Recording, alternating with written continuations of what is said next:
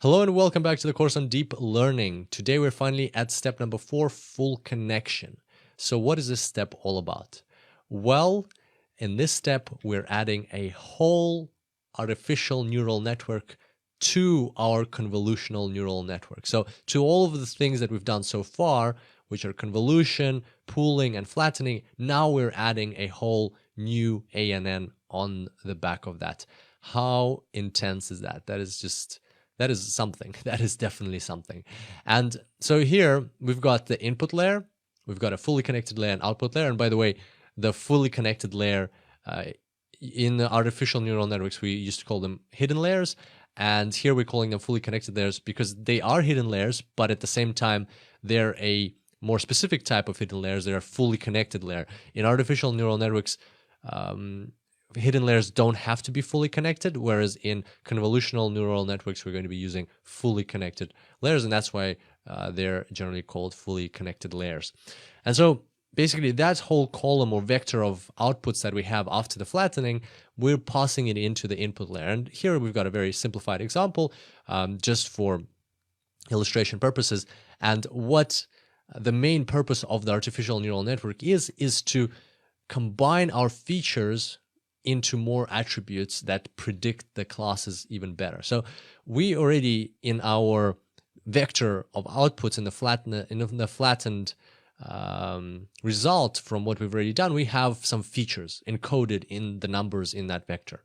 And they can already do probably a pretty good job at predicting what class we're looking at, whether it's a dog or a cat, or whether it's a tumor or not a tumor, and so on. But at the same time, we know that we have this structure called the artificial neural network, which is designed, which has a purpose of dealing with attributes and coming up, or dealing with features and coming up with new attributes and combining attributes together to even better predict things that we're trying to predict. And we know that from the previous part, so why not leverage that? And that's exactly what the plan here is. So how about we pass on those values into an artificial neural network and let it even further optimize everything that we're doing. And so that's what we're going to be doing, but let's look at a more realistic example because this one is a bit too simple. So here we've got a better looking artificial neural network where we have 5 attributes on the input. Then we have, in the first hidden layer, we have 6 neurons. In the second, fully connected layer, we have 8 neurons, and then we have 2 outputs, one for dog and one for cat. And so an important thing to for us to talk about here is that why do we have 2 outputs? We are kind of used to having only one output in our artificial neural networks. Well, one output is for kind of when you're predicting a numerical value, when you're running a regression type of problem. But when you're doing classification, you need an output per class, except for the exception is when you have just 2 classes. Like we have 2 classes here, dog and cat, and we could have just done one output and made it a binary output and said 1 is a dog and 0 is a cat. And that would have worked totally fine. And actually, in fact, you'll see Hadoop do that in the practical tutorials, and that's how they'll be structured. But at the same time, if you have more than 2 categories, for instance, dogs, cats, and birds, then you have to have a neuron per every category. And that's why we're going to practice with 2 categories in this example so that we know what to expect if we ever have more than 2 categories. And so what's going to be happening here? So we've already done all the groundwork. We've done the convolution, we've done the pooling and the flattening, and now the information is going to go through the artificial neural network. So let's have a look at how that all happens. There's the information going through from the very start, from the moment when the image is processed, then convolved, then pooled, flattened, and then through the artificial neural network, all 4 steps. And then a prediction is made. And we'll see how this happens in a moment. It'll be very, very interesting. But for now, let's just say a prediction is made, and for instance, 80% that it's a dog. But it turns out to be a cat. And then an error is calculated, what we used to call a cost function in a artificial neural network, and we use the mean squared error there, or in convolutional neural networks, it's called a loss function, and we use a cross entropy function for that, and we'll talk about cross entropy and mean squared errors in a separate tutorial and how all that happens. But for now, let's just say we have a loss type of function which tells us how well our network is performing, and we're trying to optimize it or minimize that function to optimize our network. So the error is calculated, and then it's back propagated through the network, just like we had in the artificial neural networks. It's back propagated, and some things are adjusted in the network to help optimize the performance. And the things that are adjusted are, as usual, the weights in the artificial neural network part, so the blue lines that you see here, the synapses. Then also another thing that is adjusted is the feature detectors. So we know that we're looking for features, but what if we're looking for the wrong features? What if this didn't work out because the features are incorrect? And so the feature detectors, remember those little matrices that we had, the 3x3 matrices, they are adjusted so that maybe next time it'll be better, and let's see what happens, type of thing. But of course, it's all done with a lot of science in the background, with a lot of math, and it's all done through a gradient descent with back propagation. So it's all not just random perturbations. It's actually very thought through how it's done. But nevertheless, the feature detectors are adjusted, the weights are adjusted, and this whole process happens again. And then again, the error is back propagated. And this keeps going on and on and on.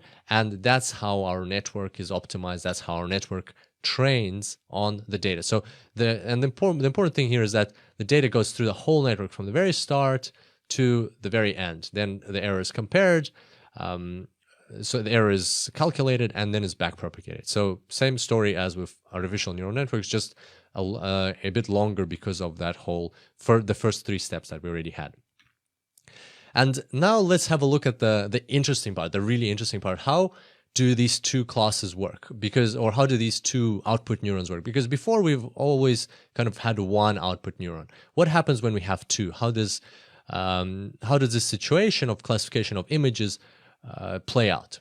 Well, let's start with the top neuron first. We're going to start with the dog.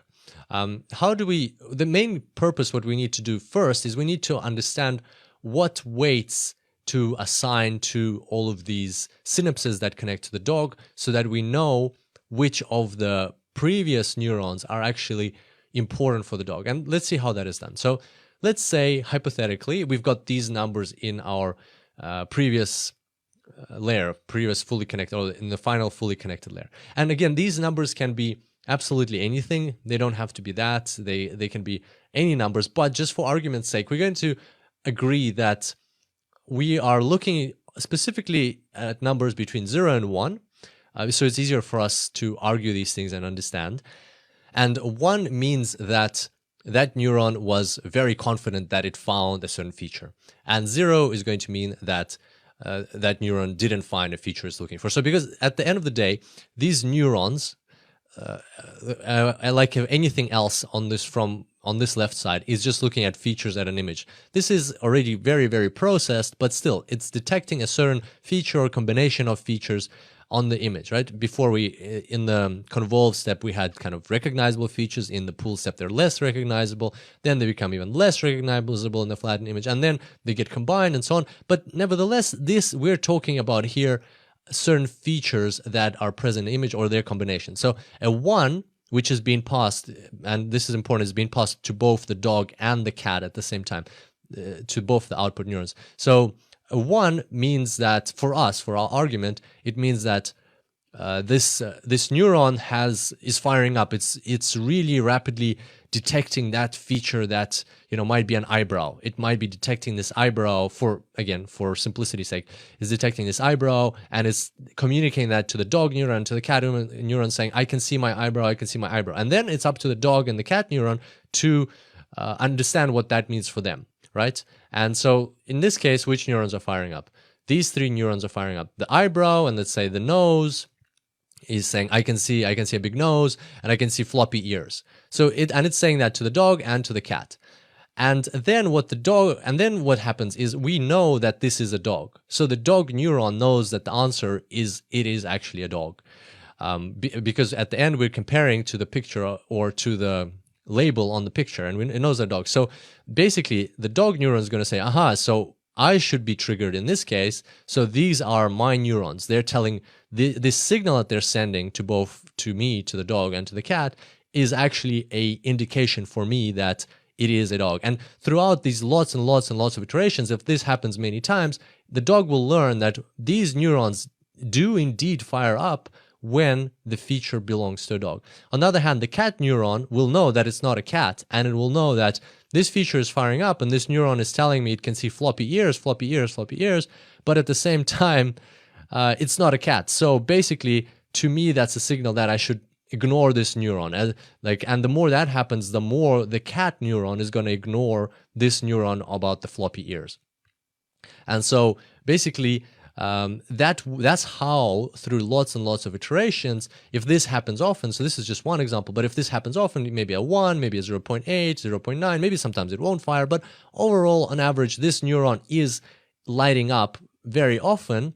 When it is indeed a dog, the dog neuron will start attributing higher importance to this neuron. And so there we go. That's how we're going to signify it. We're going to say that these 3 neurons, through this iterative process with many samples and many epochs. Remember, so a sample is a row in your data set, and epoch is when you go through your whole data set again and again and again. Through lots and lots of iterations, this dog neuron learned that this eyebrow neuron and this big nose neuron and this floppy ear neuron, they all seem to really contribute very well to the classification of what it's looking for, and which is a dog.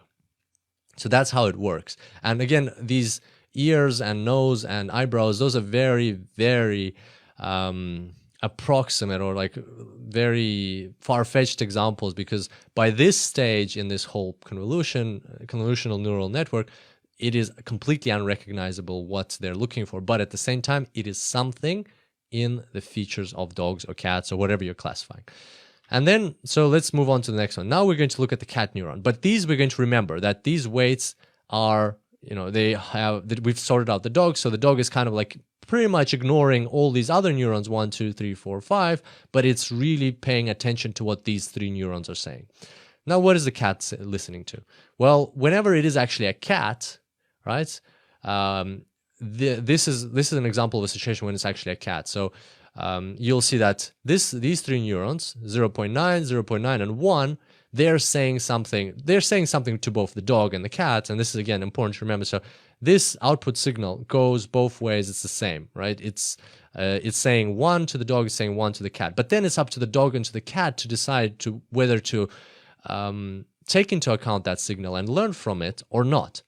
And both the dog and the cat can see that this is a photo. I should have put a photo of a cat here, but basically imagine a photo of a cat. Both the dog and the cat can see that this is actually a cat.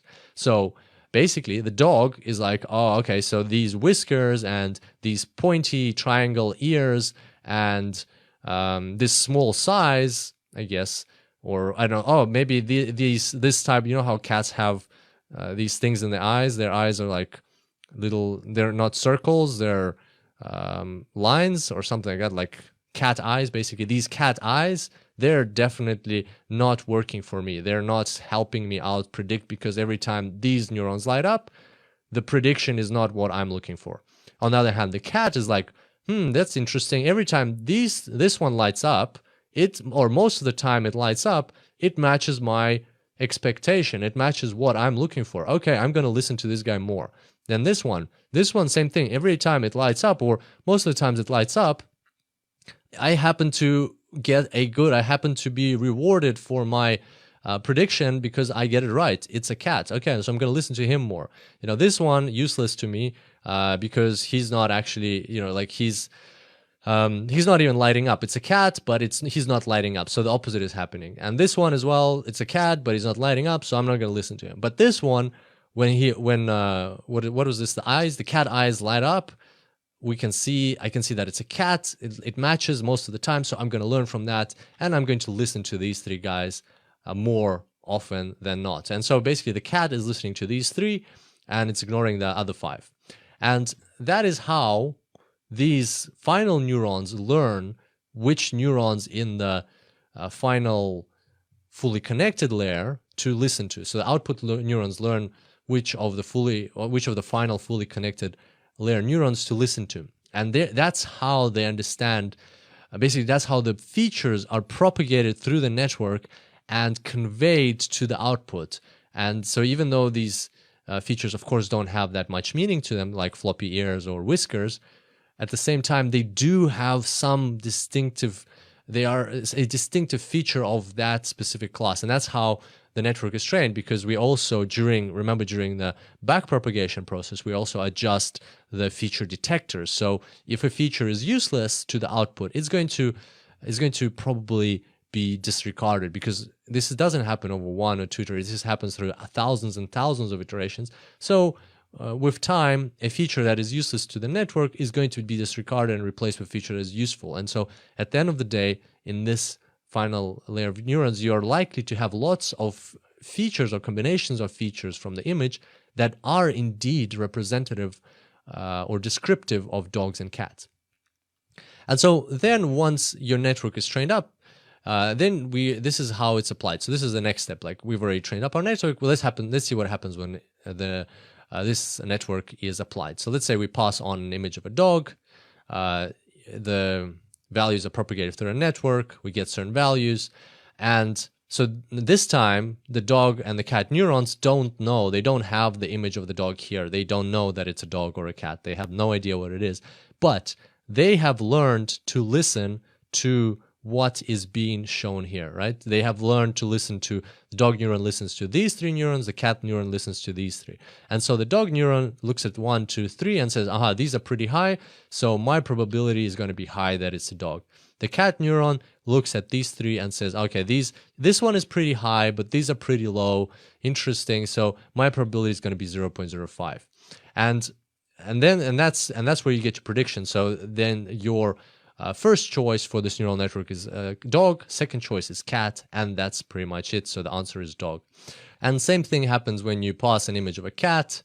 You get new values, and you can see that even though this one's high, these ones are low, and for the cat, this one's high, and this one's a bit low. So the probability here might not be as great as previously, but still you can see that it's a cat with 79%, and so therefore the neural network is going to vote that it's a cat. And so basically, the neural network is going to conclude that it's a cat. Voting is a term that is used for these guys. So these neurons in the final fully connected layer, they get to vote, and these are their votes. And again, we are just, for argument's sake, putting values between 0 and 1 here. These could be any values, but they get to vote, and then these weights are the importance of their votes. So this is these purple weights are how the dog neuron views their votes, how much importance it assigns to these neurons and to those votes, and this is how much importance the cat neuron assigns to these to the votes of these neurons. And so these neurons vote. The dog and the cat, based on their learned weights, they decide who to listen to, and then they make their predictions, and the whole neural network concludes that this is, in this case, a cat. And then that's your conclusion. And that's how you get images like this, where you have a cheetah, and then you have a cheetah class with like a high probability. So this is the probability that the network has predicted, and these are lows. But these still exist because there's still kind of like a small chance the other neurons are also listening to their voters, and they're saying, oh, maybe it's actually a leopard.